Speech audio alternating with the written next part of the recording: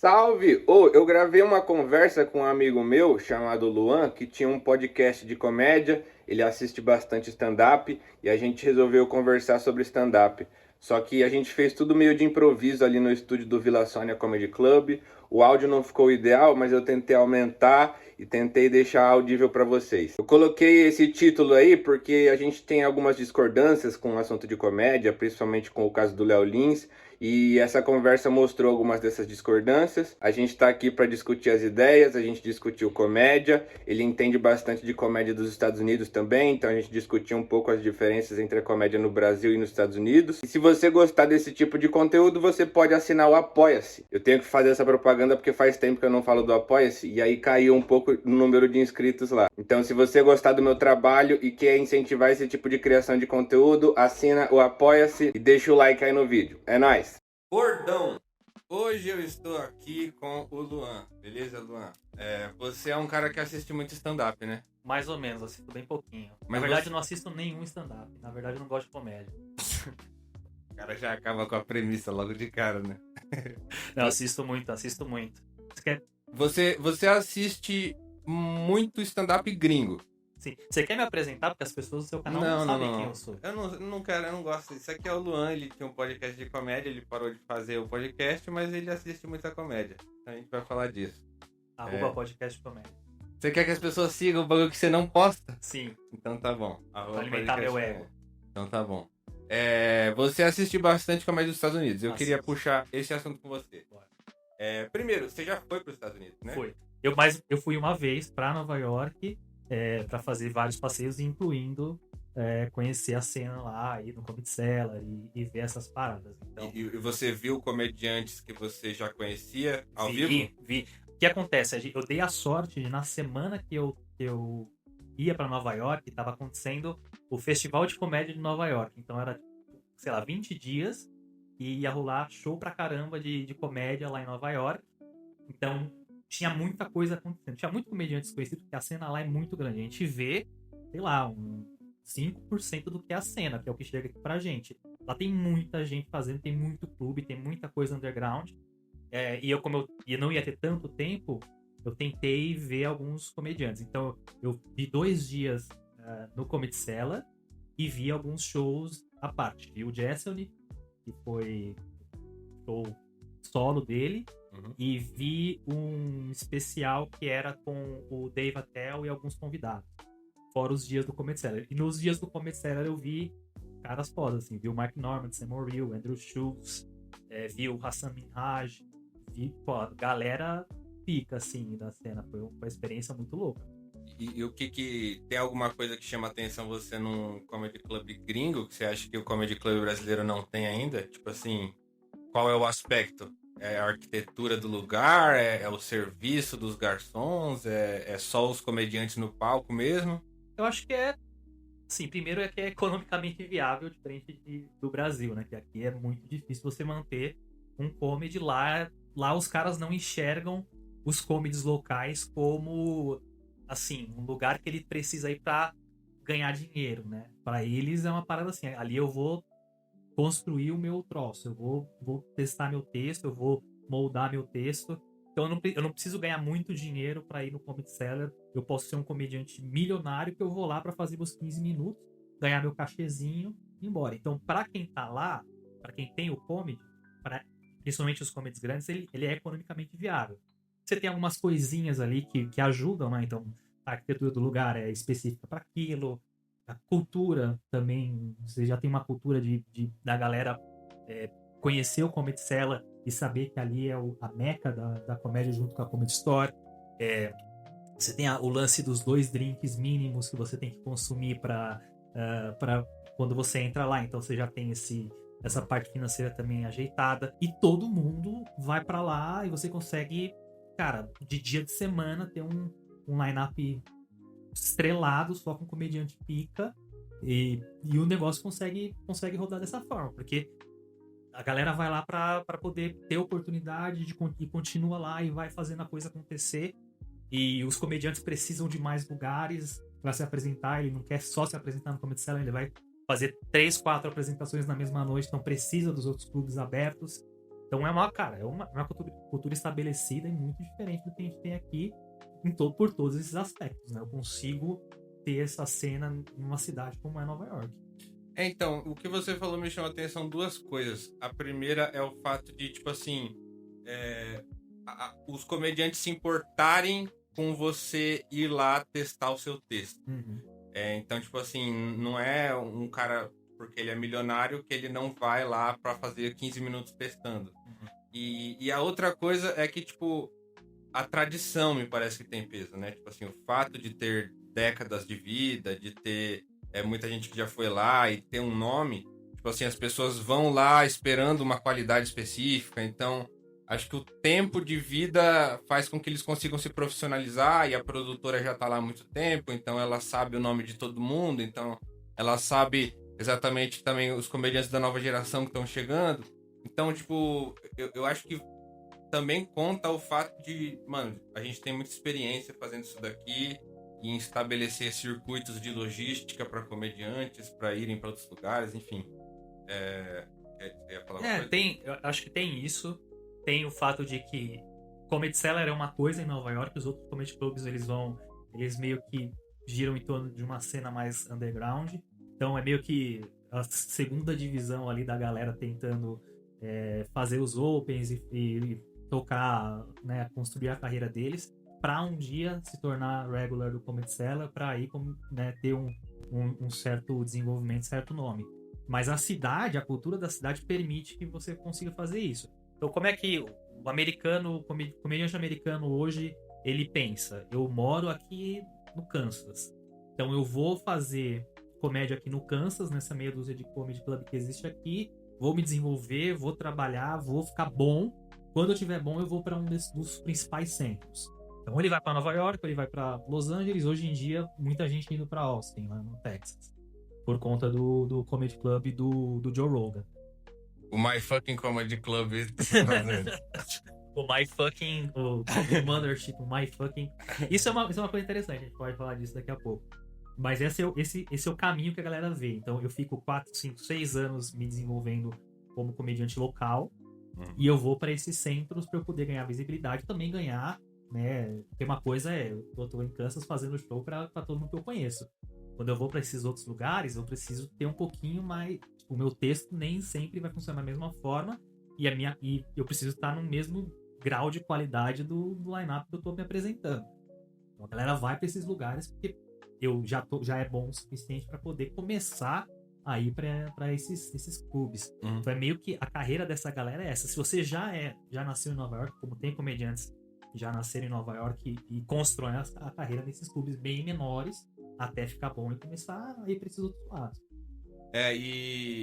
Enfim, me parece que faz muita diferença, tipo, aqui no Brasil eu vejo isso acontecendo de forma incipiente, tipo assim, no Rio Grande do Sul tem uma ceninha de comediantes que já estão começando a fazer nos comedies de lá.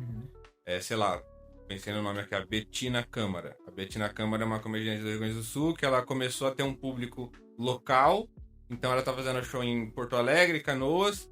E tipo assim, eu não sei se ela tem a perspectiva de vir para São Paulo, mas eu acho que essa era uma tendência de comediantes, do tipo assim, me desenvolver aqui, vou lá para São Paulo, porque lá vai ter mais oportunidade de trabalho em si, né?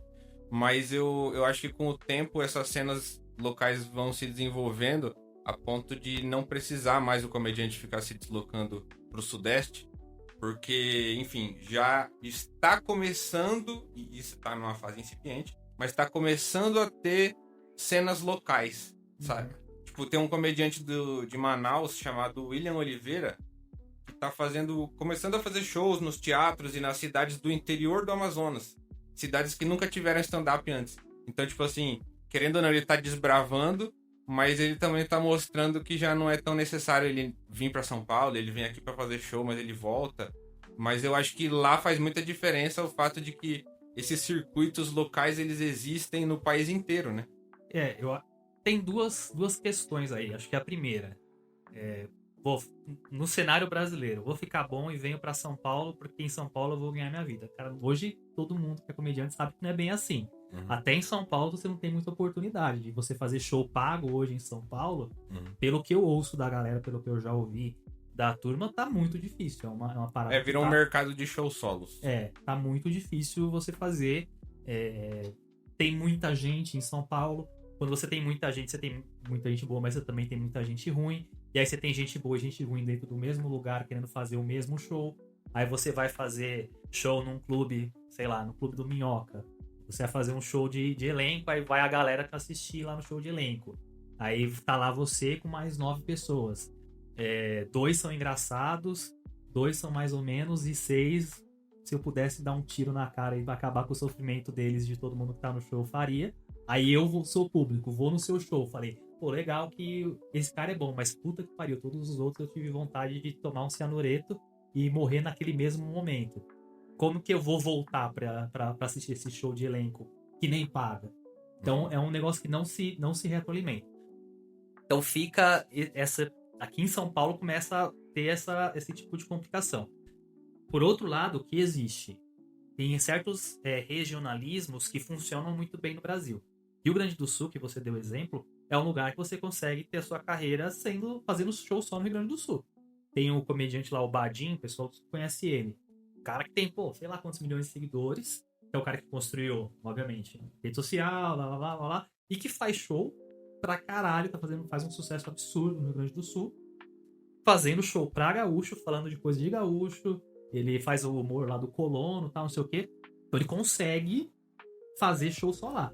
Se esse cara vem pra São Paulo, ele vai ter público? Pra um show ou outro, sim. Mas se ele se mudar pra São Paulo, Vai não virar dá pra ele mais um. fazer... Vai virar mais um, e segundo, não vai fazer show falando sobre colonialismo gaúcho. A não ser que ele faça show pra gaúcho aqui em São Paulo. Então você tem esses dois aspectos. Vir pra São Paulo não tá fácil. Então essa migração talvez não funcione. E o segundo é eu consigo ter, em determinados casos, sucesso sendo regionalista. Então, talvez a gente esteja mudando um pouquinho essa dinâmica. Eu gostaria que tivesse mais comedy clubs no Brasil, porque eu acho que é um tipo de estabelecimento muito importante para você desenvolver o stand-up especificamente, né? Mas aí eu vou fazer uma provocação aqui que eu acho que é interessante. Eu queria a sua opinião, porque eu acho que você tá se encaixando em um desses grupos que eu vou falar agora. Meu diagnóstico do que tá a cena hoje em dia, tá? Eu tenho uma camada aqui em cima dos comediantes que já estão estabelecidos, que eles estão fazendo comédia. Bom, eles sobem no palco pra fazer stand-up. São os caras que já conseguem lotar teatro, né? Então, os Quatro Amigos, o Albani, que você ama, o Rodrigo Marques, uma galera que já era famosa, né? Já conseguiu ser famosa por conta do stand-up e sobe no palco pra fazer comédia e stand-up. Eu acho que eles têm feito menos stand-up. Não sei, tipo, do pouco que eu acompanho, eles continuam fazendo stand-up, botando teatro e fazendo... Mas estão fazendo menos... Estão vendendo o show de stand-up, mas eu acho que tá rolando, tipo assim, Albani, bastante interação, Rodrigo criando um quadro. Aí é que entra o segundo aspecto que eu tô dizendo. Essa primeira camada eu acho que ainda consegue fazer muito bem isso. Tem uma segunda camada da galera que já tem certo nome, mas ainda não, é estourada, e a galera que tá chegando agora também nesse lance, que tá se dividindo entre pessoas que fazem um tipo de quadro, que já funciona no Brasil há muito tempo, com fila de piada, com webbullying e tal. Então tem uma galera fazendo quadro, o Gunny faz o quadro, o Murilo faz o quadro. Então a galera fazendo quadros diferentes do que é o stand-up. E tem uma galera fazendo stand-up pra certo nicho. Então tem a galera que faz comédia pra mulher, tem a galera que faz comédia pra galera preta, tem uma galera que faz comédia pros comunistas, pro pessoal da esquerda. Tem a galera que faz comédia de macumba, sabe, os caras da comédia de academia. Então a galera entendeu, e acho que muito por conta de alguns casos de sucesso, como a Bruna Luiz, que faz comédia de mulher pra mulher Marisa, sabe? E que bota 3 mil pessoas em 3 sessões no teatro, fazendo uma comédia específica para determinado público. Então a galera vê esse blueprint, aqui no termozinho de consultor, vê isso acontecendo e vê isso como um atalho para ver se funciona melhor do que ir pelo caminho tradicional da comédia.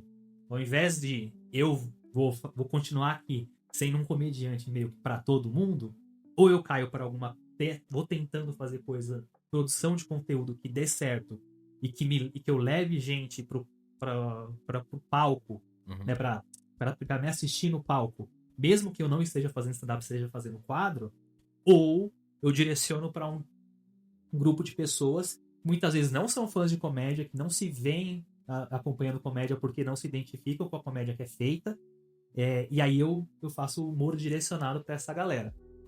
Então,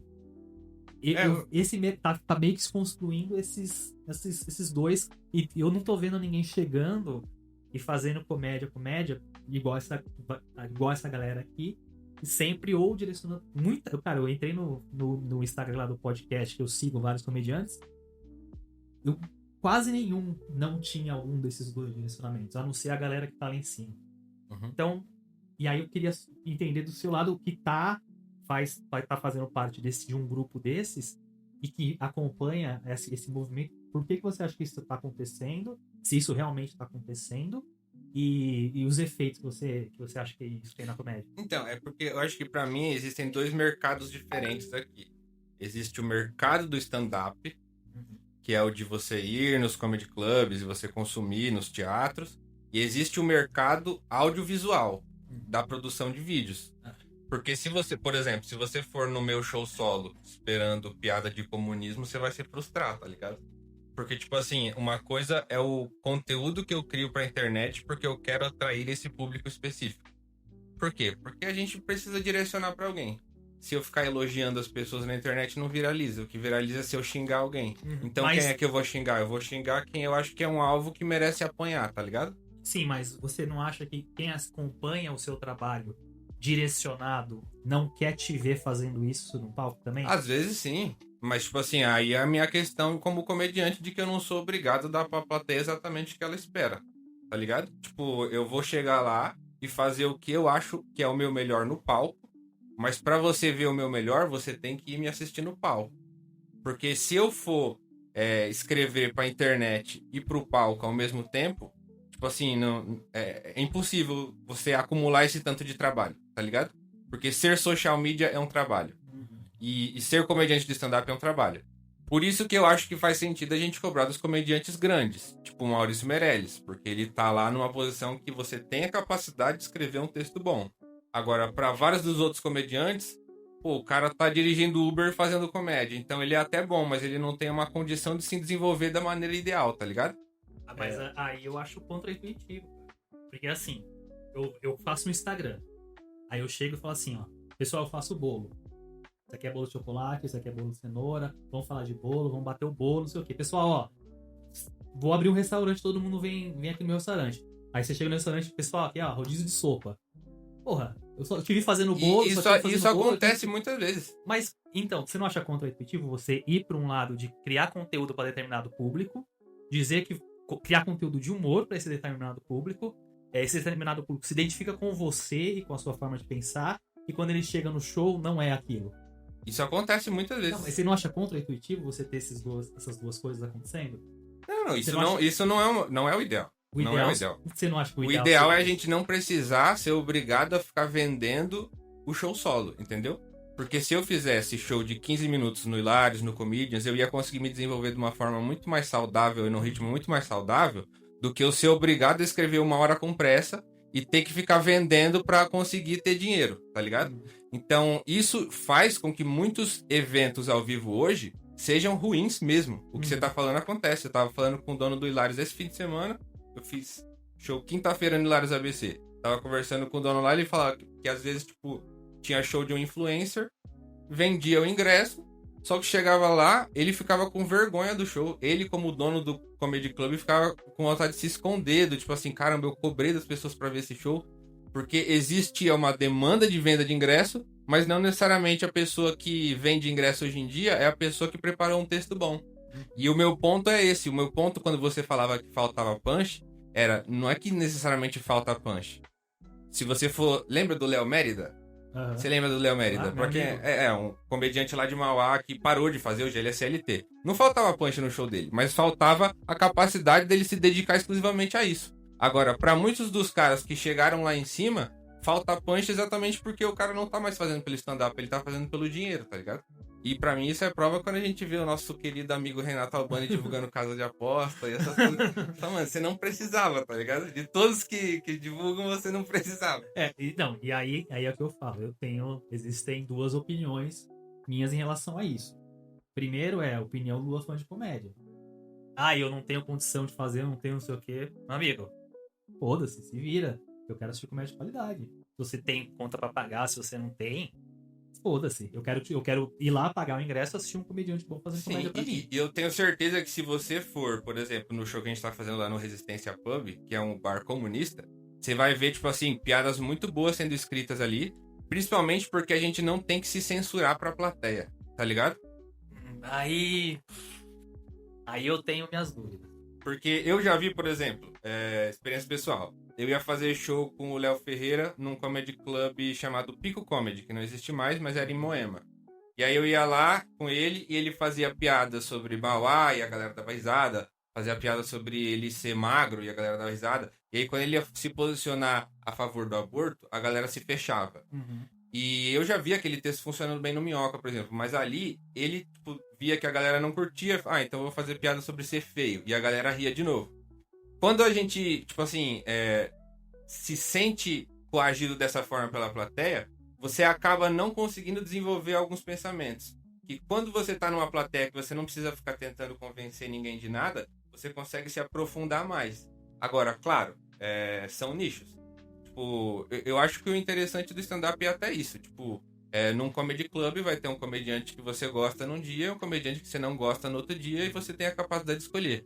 Mas eu queria... Você quer falar mais sobre isso? Porque eu vou mudar de assunto. Eu queria ir lá pra cena dos Estados Unidos. Mas pode falar. Mas vamos... Só nesse ponto, que eu acho que ele é importante. Quando você fala assim, eu consigo desenvolver mais com uma plateia que mais próxima do meu nicho, vamos dizer assim. Eu acho que todo comediante tem isso. Porque se a plateia gosta de você, você tem muito mais intimidade com a plateia, né? Tem, mas ao mesmo tempo, quando você diz, eu vou num bar comunista e eu faço piada comunista, né? Não necessariamente. Vamos colocar dessa forma. E eu vou num bar normal, eu faço piada comunista. Mas o que é um bar normal? Por exemplo, Vila Sônia Comedy. Estamos aqui, a gente esqueceu de falar. Vila Sônia Comedy Club, venha visitar. Zona Oeste de São Paulo. Venha assistir. Zona Oeste, viu? Zona Oeste. Zona Oeste de São Paulo, perto do metrô Vila Sônia, viu? A esquecida Zona Oeste de São Paulo. A melhor zona de todas elas de São Paulo. Não é porque eu moro aqui, não. É o único comedy club da Zona Oeste, né? O único da Zona Oeste. É o único da Zona Oeste. Toma. Por que vocês não vêm aqui, porra? Linha amarela, pô. Vaziozinha. Mano, pô. Então, você faz aqui um show pra uma galera regular. Só veio aqui como um rolê pra dar risada. E aí você fazer uma piada comunista ou assuntos que são aceitáveis dentro desse ambiente comunista, aqui a galera se sente desconfortável, aqui a galera se sente confortável. A coragem tá em fazer aqui, onde a galera se sente desconfortável. Uhum. A coragem de fazer uma piada que todo mundo concorda num ambiente que todo mundo pensa a mesma coisa que você, tipo, e esse é um dos problemas que eu acho nessa comédia de nicho. Tem a vantagem mercadológica de você conseguir se desenvolver nesse sentido, mas ao mesmo tempo a gente beira o que lá nos Estados Unidos chama de pandering, que aqui não tem uma tradução boa, mas basicamente tô babando ovo pra plateia. Só tô jogando pra plateia o que ela quer ouvir. Eu nunca tô desafiando eles a pensar diferente ou se sentir desconfortável. Não, eu acho que isso daí a gente de alguma forma tenta fazer também. Tipo assim, se eu tô num ambiente que todo mundo diz que é de esquerda, de alguma forma eu vou também tentar incomodar eles por algum lado, tá ligado? Tipo assim, eu não vou querer só ficar falando coisa que vocês concordam, não. Tá ligado? Mas você acha que a maioria das pessoas, dos comediantes, fazem isso? Eu acho que a gente tá numa fase inicial de conhecer essa plateia. Tipo assim, esse público acabou de chegar, tá ligado? Uhum. Muitas dessas pessoas não gostavam de stand-up. Muitas dessas pessoas rejeitavam o stand-up.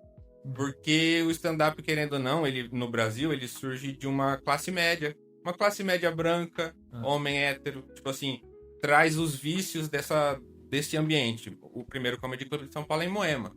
Então, tipo assim, querendo ou não, é uma perspectiva, digamos assim, de dentro do condomínio. Entende? E aí, tipo, agora tá chegando um público que não conhecia stand-up antes e a gente tá começando a apresentar pra eles uma coisa que também é nova pra gente. Tipo assim, esse público não conhecia e eu vou tentar escrever piadas que não tinha antes. Então, tipo, a gente vai criar um bagulho novo. Agora, claro, a gente tá numa fase de desenvolvimento ainda. Tipo, essa noite acabou de começar, mas eu acho que ela começou num sentido de me deixar otimista. Tipo, a gente conseguiu esgotar sem muito esforço e os shows estão sendo bons de qualidade. Tipo, a gente chamou também comediantes convidados de fora, não só que são do elenco fixo, e todos eles arrebentaram, assim, os comediantes que foram lá fazer canja, sabe? Então dá pra ver que é uma plateia que está sedenta por ouvir novidade, sabe? E aí é que a gente discorda nesse ponto. Boa parte dessas plateias, ela não tá sedenta por ouvir novidade. Ela tá sedenta por ouvir alguém concordando com ela. Que é uma novidade pra ela. Boa parte desses grupos, e vai desde o grupo de mulher que gosta de comediante mulher fazendo piada de mulher e que homem não presta, até os Cássio Zoglo da vida fazendo piada pra incel retardado. Esses dois públicos não se enxergavam na comédia, não assistiam a comédia tradicional e falavam, isso não conversa comigo. Isso aqui não faz sentido pra mim. Ele não tá falando a piada que eu gosto. Quando esses caras aparecem, esse grupo vai atrás e fala, realmente eu acreditei que hoje eu vejo uma comédia que fala o que eu gosto. No momento que o comediante tira esse cara dessa zona de conforto e fala uma coisa que ele não gosta, o que eu observo é que a tendência é desse cara ser triturado na hora. Isso aconteceu há pouquíssimo tempo com o Yuri Marçal, que foi fazer uma piada de Marielle e foi triturado pela galera. O público dele inteiro, ou 90% do público dele, eu já fui no show dele antes da pandemia, não fui agora, mas antes da pandemia eu fui. Cara, o público praticamente dele inteiro é pessoal preto, que vai lá pra ouvir um preto falando sobre coisa que eles querem ouvir, principalmente falando mal de coisas que eles não gostam. No momento que ele fez uma piada que jogou um pouquinho a água fora da bacia, a galera triturou o cara. Porque essa galera não liga pra comédia, liga pro discurso. Entendeu? Quando a gente não tá defendendo o Yuri Marçal, não. Mas a gente não tá, eu acho que a gente não tá a gente tem esse risco grande de quando você tem esses nichos. E aí eu vou te dar um exemplo do outro espectro também. Quando aconteceu o caso que eu não vi em detalhe, eu vou falar por cima aqui, até onde eu entendi. Que o Cassius e o seu xará, o outro Abner, eles separaram porque um fez piada com a mulher do outro. Foi uma coisa assim, foi né? Um dos motivos. Foi a mesma. O que eu vi de reação foi a mesma. A galera que era fã do cara falando, você não era o Comédia Sem Limite? E aí? No momento que ele jogou água fora da bacia do que ele sempre fazia e defendia e colocava como uma comédia que ele fazia de verdade, a galera deu um pé nele. A galera metendo o pau nele. Então quando você cria... Mas esse meter o pau aí é o que, na verdade? Tipo cara, assim, é parar de consumir, é parar de seguir, é criticar o que ele tá fazendo. Mas isso daí eu acho que todo criador de conteúdo passa por isso o tempo todo, mano. Não, mas não nesse sentido. Principalmente se você tá fazendo pra um nicho, e esse nicho várias vezes não é tão grande assim. Então quando você, tipo, o caso do Cássio. Aconteceu com a Esquerdogata esses dias, você viu? Não sei. Tem uma influencer chamada Esquerdogata, que ela tinha 1 milhão de seguidores, é uma influencer petista. Aí ela foi pegar bêbada xingando um policial de fascistinha, falando altos elitismo pra ele. Minha sandália vale mais que o seu carro, você já foi pra Europa. E aí foi cancelada. É isso. Só que, tipo assim, na verdade só descobriram quem ela era de verdade, tá ligado? Pois é. Não, isso que nem aconteceu com a Ellen DeGeneres. Pra mim, ali, na verdade, tipo assim, mano, descobriram quem você é. Que nem aconteceu com o Cássio Zoglo. Tipo assim, porque descobriram que esse discurso aí de sem limite é só pose. Página 2, exatamente. Então, assim, existe esse risco de verdade de você ter uma comédia de nicho direcionada para um público específico, esse público não ser necessariamente fã de comédia, mas ser fã do assunto que você tá tratando, ou pior, ser hater do assunto que você tá batendo. Né? Mas aí eu discordo de você, porque como é que não é fã de comédia, mano? Quem não gosta de comédia, tá ligado? Cara, muitas dessa turma aí, se você perguntar quais outros comediantes que você assiste, vai falar nenhum. Mas exatamente, às vezes não se comunicou com ela antes. Cara... Tipo assim, ó, eu sei enxergar um cara assim. Eu entendo você falar, por exemplo, eu vi você criticando na Netflix o especial lá da Hannah Gatsby com a comunidade LGBT e tal. E eu nem assisti, pra ser sincero, aquele especial. E eu boto fé que talvez não seja bom, E que a Netflix tá fazendo isso pra ganhar o Pink Money. Sim. Porque eles querem o dinheiro certeza. desse público. Com certeza. Agora, uma coisa que não tem nada a ver com isso é a gente, tipo assim, incentivar as pessoas a irem pros comedy clubs e assistirem os comediantes ao vivo pra conhecerem comédia que não seja necessariamente a comédia do Instagram, tá ligado? Se você vier numa noite do Vila Sônia Comedy Club, qual que é o dia da noite da noite de teste aqui? É sábado às 8 e sexta às 10h30. Se você vier sábado ou sexta no Vila Sônia Comedy Club, talvez você conheça comediantes bons que não tem mídia, mas eles são bons de palco. Sim. E tipo assim, o último show solo que eu fui, que eu fiquei impressionado, foi do André Grupo. O André Grupo, ele fez um show solo no acústico, eu fui assistir, e pra mim foi uma aula, assim. Tipo, começo, meio e fim, piadas surpreendentes, indo pra temas diferentes, indo pro surrealismo. E, tipo assim, não necessariamente isso vai converter em números, tá ligado? Mas o Maurício Meirelles, que é o comediante que foi contratado pela Globo pra fazer a grande aposta do humor na Globo, é o cara que volta fazendo webbullying, porque, tipo assim, mano, a venda de ingresso pra mim é mais importante do que o texto que eu tô escrevendo, tá ligado? Uhum. Mas enfim. Antes de você voltar pro que você falou da comédia gringa, eu queria falar do que você citou, o André. O Grupo. Gropo. Eu não sei porque eu falo GoPro. Que parece. André Gropo. Ele. Uma coisa bem interessante, tá? Mais um desses pontos que talvez é uma certa discordância. Ele lançou um vídeo na época do caso do Léo Lins. Eu achei bem interessante o vídeo, e apesar de discordar, e até comentei no vídeo que eu discordava de um certo aspecto, assim. Basicamente, ele deu algumas definições ali filosóficas da comédia, né? E do riso e tudo mais.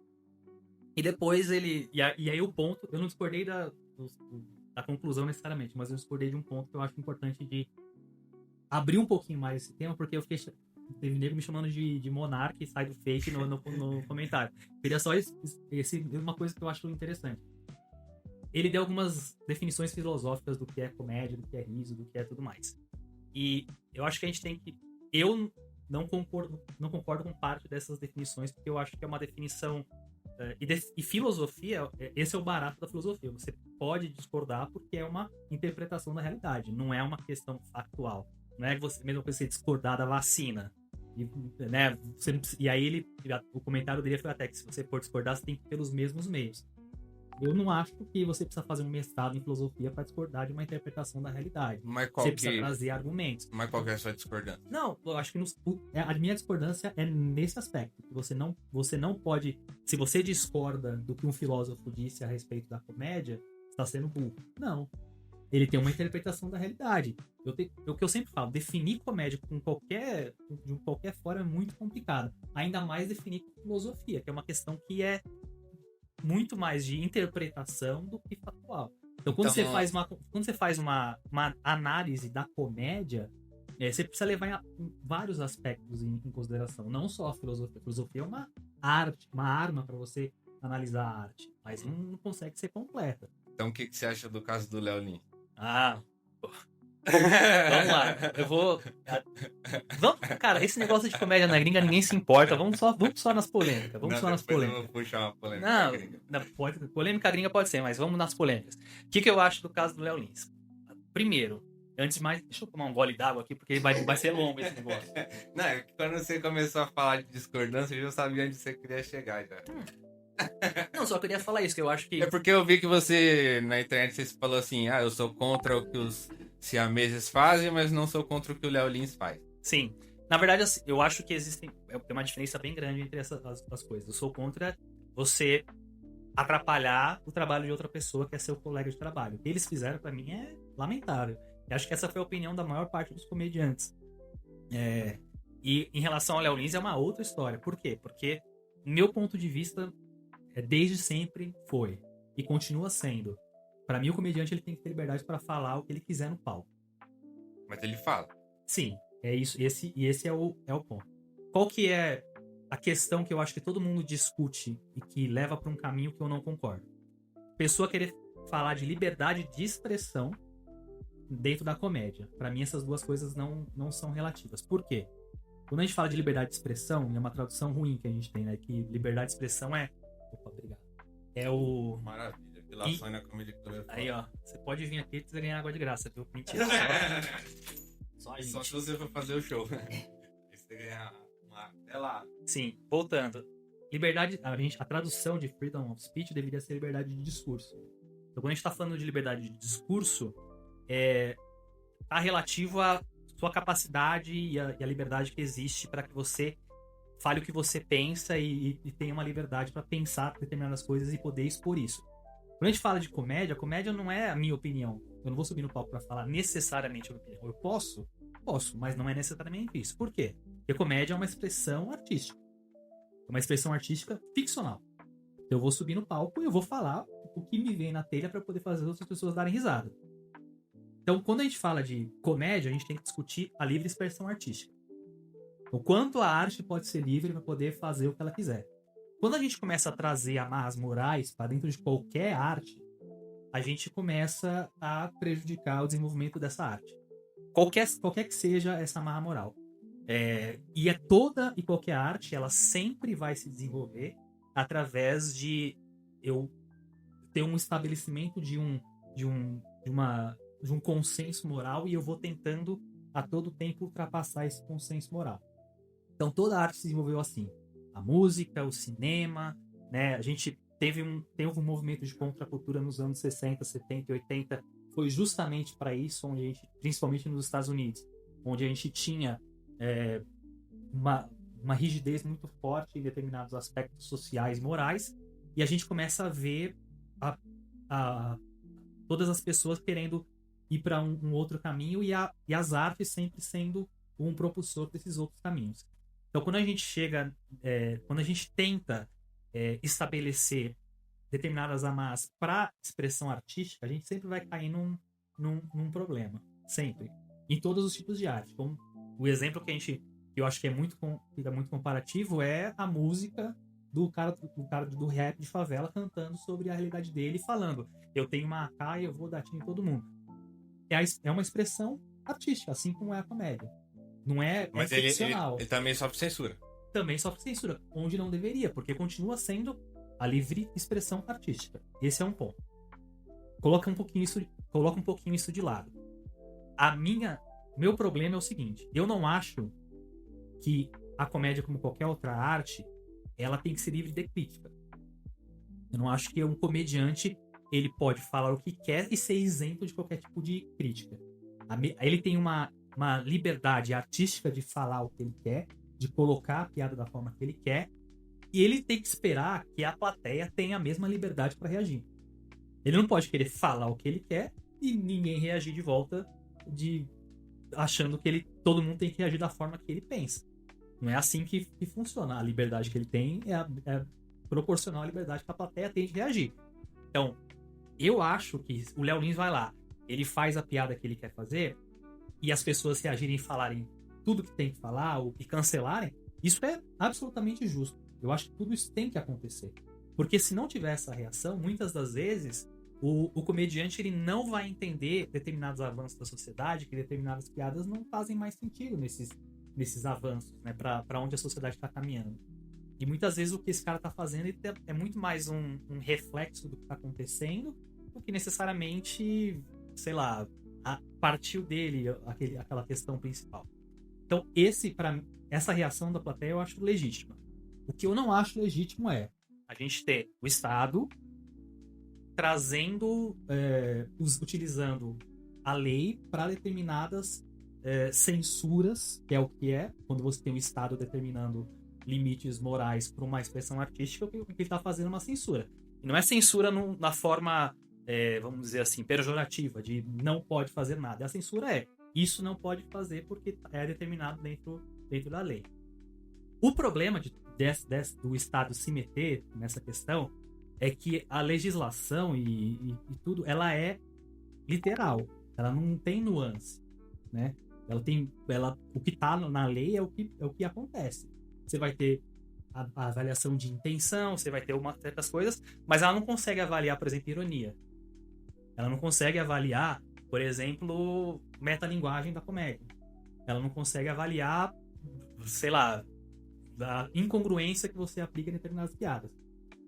Então, quando você pega a piada do cara, que é que ele quer fazer para causar certo impacto, e você lê de forma literal e compara com o que tá na lei, é injusto, porque eu tenho aqui não é um discurso, e por isso que eu acho que não faz sentido a gente parar a liberdade de discurso. É uma piada.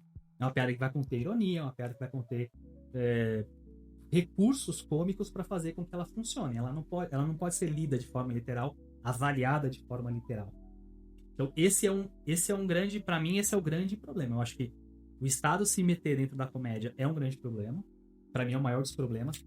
A plateia reagir, eu acho justo e válido. E acho que se o cara quiser ser cancelado e for cancelado, faz parte do processo.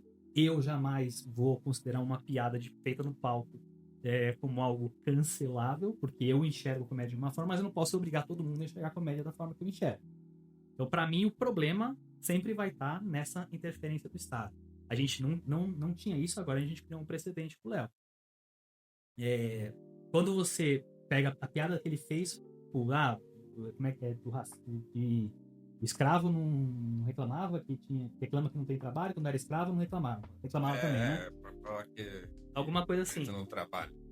Não, não, o que basicamente ele tá... A premissa é essa. Não, a premissa não é essa. Ele fala assim, o negro diz que não tem espaço no mercado de trabalho. O começo da piada é essa. E aí ele fala... Ele fala, em vez de falar que não tem espaço, ele fala, o negro diz que não tem espaço no mercado de trabalho. Mas quando ele era escravo, ele trabalhava e também reclamava. Era essa a piada. Tá vendo? Você acha que a... Preto não gosta de trabalhar, não, tá vendo? não. Esse é o subtexto, né? Não, o que ele tá querendo... Por que essa piada é engraçada? E a gente pode discordar se é engraçada ou não é. Mas por que essa piada... Quais são os recursos cômicos que eu tô usando aqui? Primeiro, tô colocando duas ideias contrárias. Que o preto tá no mercado de trabalho hoje e que eu posso equiparar essas duas ideias. Eu faço essa... Ele tá tentando fazer essa justaposição. O preto está reclamando de não estar tendo oportunidade no trabalho. No mercado de trabalho, e eu faço uma comparação com ele ser escravo e estar no mercado de trabalho. Pra mim o racismo está no fato de você trazer escravidão quando o assunto é pessoa negra, tá ligado? E você criar essa associação imediata. Mas aí que tá.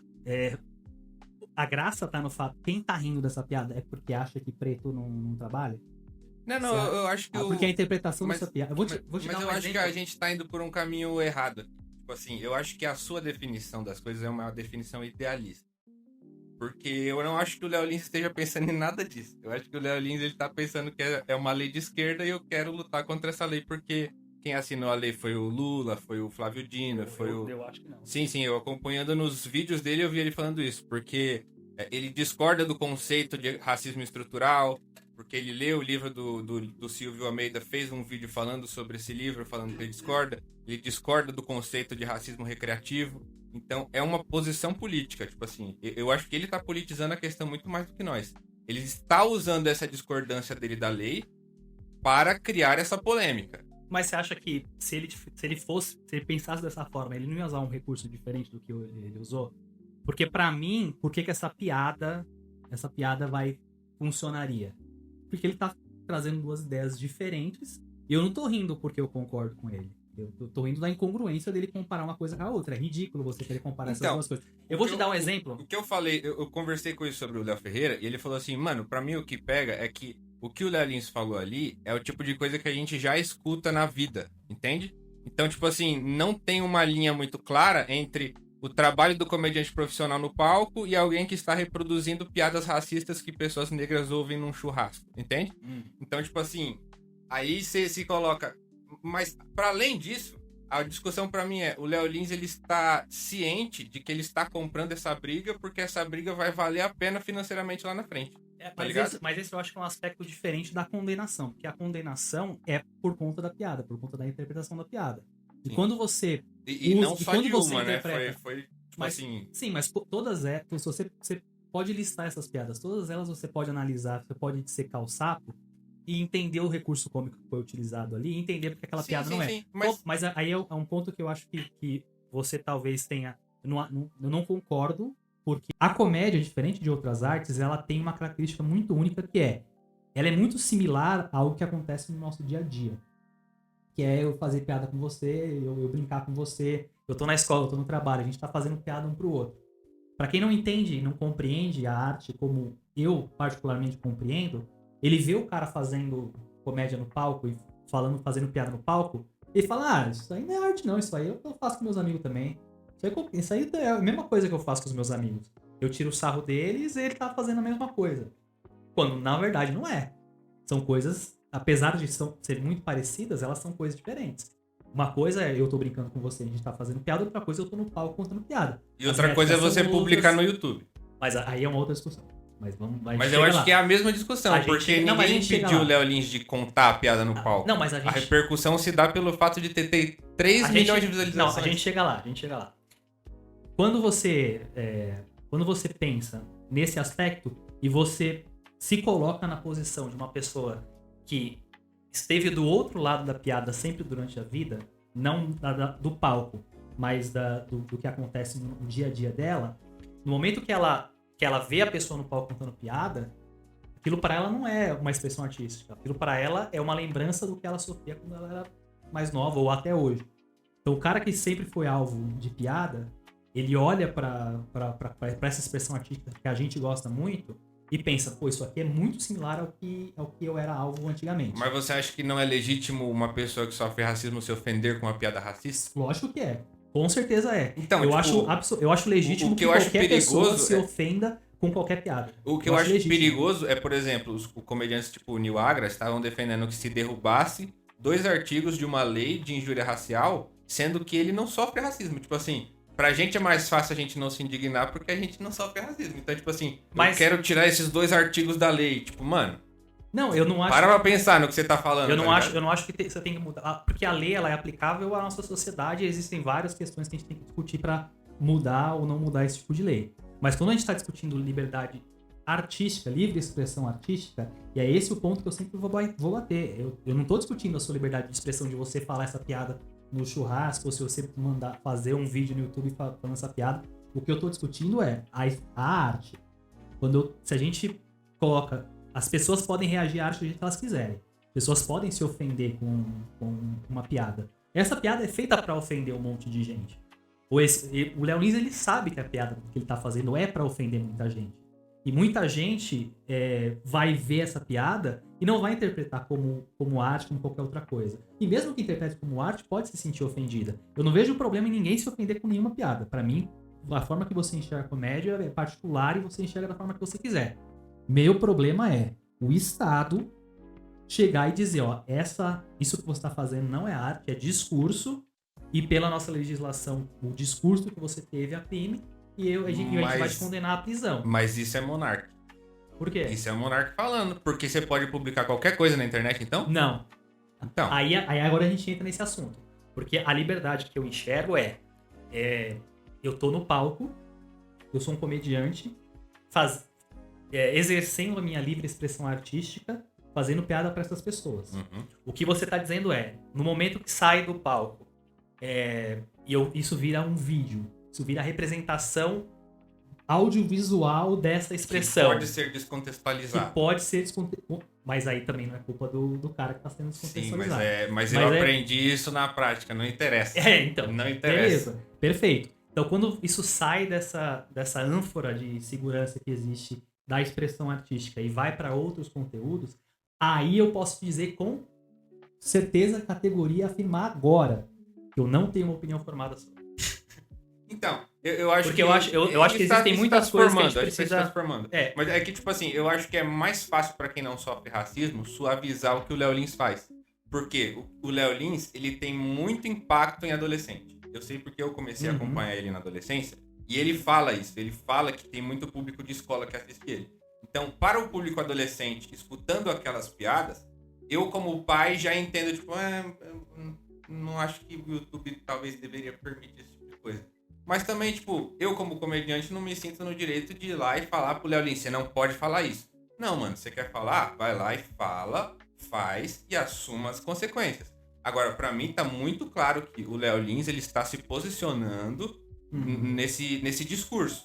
E várias das coisas que ele tem postado atualmente corroboram com essa visão dele. Então, tipo assim, pra mim isso tá rolando também. Vamos puxar a situação da cena gringa? Vamos. Porque eu queria perguntar como é que você tá enxergando a relação da comédia stand-up com o governo Donald Trump. Porque o governo Donald Trump, enfim, ele tá fechando o cerco pra muita gente, né, em relação à liberdade de expressão, derrubou o talk show do Stephen Colbert, quase derrubou o Jimmy Kimmel, tava atacando o Seth Meyers esses dias.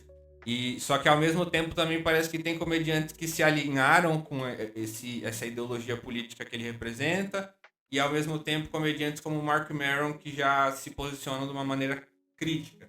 E na minha opinião, o Mark Maron é o que conseguiu fazer uma leitura melhor do que eles estão vivendo até agora. Mas como é que você, como fã de comédia, enxerga isso? Porque eu vejo que alguns comediantes, eles entraram meio que, tipo, mano, tá todo mundo falando de política, então eu tenho que falar de política, mas eu não entendo direito. Então, acontece coisas como, por exemplo, aconteceu com o Theo Von, que parece que veio um monte de trumpista seguir ele, só que ele não tinha texto pra apresentar pra essa galera direito. Enfim, não sei, a minha impressão. Esse é um assunto meio complexo, porque parte da cena de comédia, e acho que aquele pedaço principalmente da Rogan Sphere ali, essa galera que tava ali, ela tava se sentindo muito ameaçada por vamos dizer assim, um factoide que foi inventado que a gente teria, que eles teriam, né, a gente não tem nada a ver com isso, mas que eles teriam determinadas liberdades cerceadas se a Kamala fosse presidente. Eles tiveram. Essa foi uma leitura que eu vi. Né? Então, essa foi uma leitura que eu vi de muitos comediantes falando, cara, o Joe Rogan, assim, eu assistia há uns anos atrás bastante o podcast dele, achava bem interessante, principalmente quando ele trazia comediantes. Mas hoje, cara, parece um velho conversando, tipo, só fala das mesmas coisas, só fica rateando dos mesmos assuntos, cara, é insuportável ouvir um podcast dele hoje em dia. E ele, acho que entra nessa neura, entrou muito, né, e realmente, algumas questões realmente aconteceram, mas a reação acho que foi exacerbada. Então, vou dar um exemplo. Eu ouvi a entrevista dele com o Mark Zuckerberg, lá do Facebook, do Meta, né? E o que ele disse foi, a gente teve gente do governo americano chegando pra gente falando, ó, esse post aqui tem que derrubar. Aí falava, não, mas não tá falando, não tá contando mentira, não tá falando nada, é só um... Não, tem que derrubar. Impondo que determinadas coisas não poderiam ser publicadas. Não sei até onde isso é 100% verdade, né? Porque depois de um tempo a gente viu o Mark se alinhando bastante com os republicanos. Mas até onde ele disse, isso aconteceu. Então, a reação do Joe Rogan, de muita gente com isso, pô, cara, a gente vai entrar numa era que a gente vai ter nossas determinadas liberdades cerceadas. Então, eu não posso deixar isso acontecer. Boa parte dessa turma também tinha um público mais republicano, né? Até porque também, historicamente, existe uma certa pressão dessa turma mais à esquerda, que nem são democratas, né? São bem mais à esquerda do que os democratas dos Estados Unidos, que lá é direita e direita pra caralho, né? A esquerda não tem tanta representatividade. Agora entra um pouquinho mais em determinadas áreas do Partido Democrata. E esses caras começaram a entrar nessa onda, tipo assim, e viam que a reação do público era essa mesmo. Não, é verdade, vocês estão certos. Então, todo mundo caiu nesse conto e começou a meio que defender. Alguns foram um pouquinho a mais, como o Tony Hinchcliffe, que foi na cerimônia lá do o Trump. Andrew Schultz também, né? Ele não foi, mas ele recebeu o Trump no podcast dele. E declarou abertamente que ia votar no cara. Ele fez isso, o Rogan fez isso. Vários desses caras fizeram isso. Só que assim, boa parte deles estão agora no momento de ganhar dinheiro. Não, tipo, eu não votei pra ele fazer isso. Ah, nossa, o lobo mal tá me mordendo aqui, ué, o que tá acontecendo? Instrumentalizado. Sabe? Né? Puta, cara, se você não tava vendo que isso ia acontecer, você foi meio... E foi um cara lá no podcast do Andrew Schultz e falou pra ele, cara, vocês foram usados. Isso ia acontecer. Tava na cara que isso ia acontecer. Vocês não viram porque vocês não quiseram. Ia acontecer, vocês ajudaram a acontecer. Tipo, ajudaram entre muitas aspas, porque eu acho que não tem influência nenhuma esses caras no não, resultado é final, só- porque é muita... os Estados Unidos é diz muito mais grande sobre ele do que sobre as eleições. sobre as em si. eleições. Então, e agora... O que, na verdade, o que eu ouvi falar sobre as eleições dos Estados Unidos não é que o Donald Trump foi muito bem, é que os democratas perderam muito voto. Perderam. Assim... O Joe Biden caiu a popularidade dos democratas bastante. Então, eu acho... Existe uma questão machista nos Estados Unidos, de votar em mulher. Isso é uma questão óbvia. Você vê no discurso de muita gente que ele tenta dar 200 voltas só pra falar que não vota em mulher. E isso é claro e muito evidente nos Estados Unidos. Talvez a questão da mudança do Biden para Kamala tenha sido com muito pouco tempo, muito pouca antecedência da eleição, e isso ajudou, né? Acho que a questão da Palestina também. Tipo, o fato do Joe Biden estar alinhado com Israel fez com que parte do público dos democratas não gostasse mais de apoiar ele. Não tenho tanta certeza, porque os Estados Unidos... Isso foi um dos fatores, os Estados Unidos não único. Tem muita coisa que aconteceu, assim. Eu acho que o fato da porque, economia tipo assim, teve americana muita pós-Covid- abstenção, tá ligado? A economia americana pós-Covid também passou por alguns problemas na administração do Biden. Então, a classe média americana estava muito insatisfeita com questão de inflação, com questão econômica. Então, tem essa visão. Trazendo para a parte da comédia, eu acho interessante quando comediantes são políticos, quando eles abordam a questão política. Né? Eu acho que tem excelentes comediantes que fazem isso nos Estados Unidos. Eu acho problemático quando eles se aliam a políticos. Então, vai lá e fala, ó, eu voto na Kamala, ou eu voto no Trump. Porque, cara, seu papel não é ser amigo de quem governa, né? Seu papel é bater nesse cara. Seu papel é fazer a crítica de quem tá no poder, né? Seu papel não é puxar saco de quem tá no poder. Fica o recado aí pro Danilo Gentili. Então. Entende? Então, assim, quando a gente pensa... Isso, pra mim, é a maior problematização. Eu acho um pouco injusto que a gente julgue a capacidade de um comediante de exercer a arte dele, fazer comédia a partir das predileções políticas deles. Acho que existe um grande problema nisso. Assim, existem comediantes de esquerda que são geniais nos Estados Unidos, existem comediantes de direita que são geniais nos Estados Unidos. Sim. E eu acho que a forma que ele consegue colocar isso no palco e a forma com que ele consegue transmitir isso fazendo comédia, mesmo que ele faça ali um certo, né, esteja por trás de toda a comédia dele, esteja a mensagem política, a gente não pode subjugar alguém só porque ela pensa diferente da gente nesse aspecto. Eu, como fã de comédia, eu prefiro não fazer. Então, assim, os dois melhores especiais que eu vi um outro que até depois eu queria comentar, que eu achei interessante. Os dois melhores especiais que eu vi esse ano foi do Andrew Schulz e do Mark Maron. Do Andrew Schulz eu não vi. O do Andrew Schulz é genial. Genial. Palavra assim, forte. Não é eu falo com tranquilidade que é um dos melhores especiais da década. É incrível. É incrível. O especial dele é incrível. Não tem questão política. O especial dele é basicamente ele contando o processo de ter uma filha. E ele tem, assim, as piadas que ele solta assim no meio e as comparações, as analogias, assim, genial.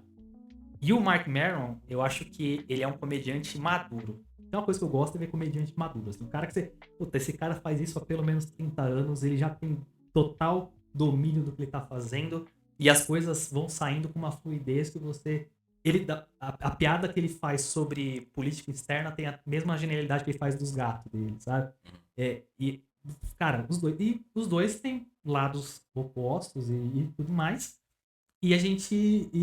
o que eu julgo é a qualidade da comédia, o quanto me faz rir, né? E eu acho que quanto mais a gente... Não todo mundo, que cada um vai ter uma visão diferente, mas o fã de comédia precisa ter mais apego a isso do que a posicionamento político, pelo menos do meu ponto de vista. Eu vi você fazer algumas críticas a comediantes gringos falando sobre cultura woke. Uhum. Eu queria que você definisse isso pra gente, porque eu acho que, enfim, cultura woke me parece ser um conceito em disputa, né? Uhum. Tipo assim, Como é que você entende isso, acompanhando a cultura dele? É porque o que a gente... que eles têm, boa parte desses comediantes, que eu acho que se apoiam nisso, é basicamente o cara que não é bom o suficiente para fazer comédia que ele quer fazer. Então, assim, por mais que não pareça, a comédia mais comédia um pouquinho mais pesada, é mais difícil de fazer do que uma piada normal, porque a aceitação do público é diferente, o quanto você tem que Eu não sei, sabia? Porque, Porque, por exemplo, se você vai num show do Léo Lins hoje, pra ele é muito mais difícil agora contar uma piada normal. Mas aí é uma questão de expectativa do público. Sim. E aí é uma outra questão que é o que eu acho que é importante falar. O Léo Lins, ele vai fazer o show dele pro público dele, o público hardcore Léo Lins. Se ele fizer uma piada pesada nota 5, a galera dá risada. Se ele fizer uma piada que não é pesada nota 10, a galera não dá risada. Então a galera não tá preocupada com a qualidade da comédia. Porque tá mais na política. Eu acho que ele politizou a plateia dele. Também. E não politizou esquerda-direita. Politizou piada pesada. Não importa o recurso, não importa... Eu já... É porque eu acho que não... É porque eu acho que não dá pra ele esconder, tipo assim, o fato dele ser de direita vai, tipo assim, transbordar em algumas premissas, Sim. Tá ligado? E o fato de muita gente ser de esquerda também transborda. Sim. Mas o que acontece lá nos Estados Unidos, eu acho que volta para aquele assunto de que eu acho que a crítica tem que ser livre da mesma forma que a Sim, que a tem arte que ser técnica e eu acho que o dele tava horrível, tava muito mal escrito. Mas aí que tá. Eu acho que a crítica pode ser de qualquer forma. Eu eu assistindo um show de comédia, como fã de comédia, a minha crítica geralmente vai ser mais técnica, porque eu entendo da arte, eu conheço da arte, o que eu vou avaliar é se é engraçado ou não é, se faz sentido ou não faz. A crítica para um comediante, para você, pro Léo Lins, para qualquer um que seja, vai ser a crítica de qualquer pessoa. E qualquer pessoa vai ter o direito a ter a reação que ela quiser. Então, quando o comediante ele chega e faz uma piada, recebe um criticismo e vê que as pessoas reagiram de forma diferente do que ele queria e tenta rebater isso como, não pode fazer piada com nada, geração woke, não sei o quê, cara, é a reação das pessoas. Você tá fazendo comédia e tá publicando o que você tá fazendo pra qualquer pessoa ver, qualquer pessoa pode ter uma reação. Esse é a liberdade que existe do outro lado, né? Você vai ter a liberdade de você falar o que você quiser, a plateia vai ter liberdade para reagir da forma que ela quiser. De novo, enquanto isso estiver no âmbito de público, para mim é o jogo limpo. E esses caras que reclamam, geralmente são os caras que não são tão bons. Porque o cara que é bom, ele faz essa piada e a galera reclama, eles vai saber diferenciar, tipo, cara, realmente essa piada não é muito boa, eu posso tentar olhar por um outro ângulo. Realmente isso aqui não fez muito sentido, eu usei um recurso errado, eu fui para um caminho que não fazia muito sentido, às vezes eu só quis mesmo ser ofensivo e fiz essa piada. Eu posso mexer ela, eu posso deixar de fazer também. O cara não enxerga isso. E acho que do outro lado acontece a mesma coisa. A mina posta piada. Vem um monte de cara criticar. Óbvio, boa parte deles é machismo, é isso e aquilo. Mas às vezes a piada também é ruim. Não é toda a crítica ao seu texto vem de quem pensa o texto de você. Então, eu acho que o problema não tá em você achar ruim ou bom, não. O problema é que, como criador de conteúdo, uma coisa é você não achar graça de alguém e outra coisa é você produzir conteúdo pra criar um público que odeia essa pessoa, tá ligado? Tipo assim, mano, por exemplo, eu não acompanho a comédia da Bruna Luiz, mas eu tenho noção que ela se comunica com uma parcela da população que eu nunca vou me comunicar do jeito que ela fala, tá ligado? Então, tipo, eu respeito ela enquanto comediante nesse sentido, de saber que eu não preciso achar engraçado para outras pessoas gostarem. Só que a partir do momento que você cria conteúdos para falar mal dela, você vai criar um público que gosta de fazer esse linchamento virtual. E aí se torna a perseguição. Mais do que... uma vez eu tava conversando com a Mel Maher sobre aquela página Incel dos caras falando das minas. E ela tá falando, porque é humor negro dos caras. E eu falando, mas acho que a questão não é humor negro aqui. A questão é que quando isso começa a se tornar uma perseguição pessoal na vida da pessoa, tá ligado? Enfim, eu acho que esse discurso vai para além da comédia. Eles acabaram surfando num público que já estava sendo construído pelos movimentos Red Pill aí pela internet, fora da comédia, tá ligado? De novo, achou um público que não se enxergava na comédia. Por quê? Porque você vai lá e faz uma piada que não seja uma piada de insulto atacando outra pessoa.